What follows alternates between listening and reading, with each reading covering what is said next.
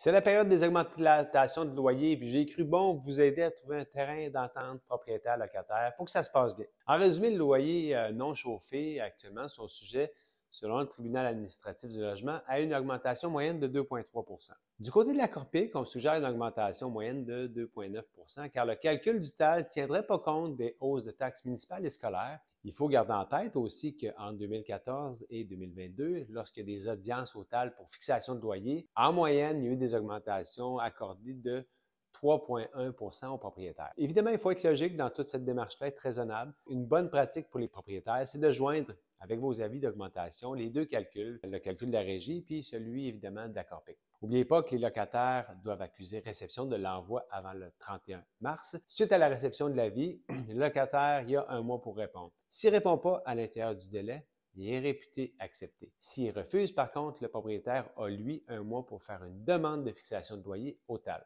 J'ai déjà eu des cas où le locataire ne pouvait pas nécessairement se permettre des augmentations.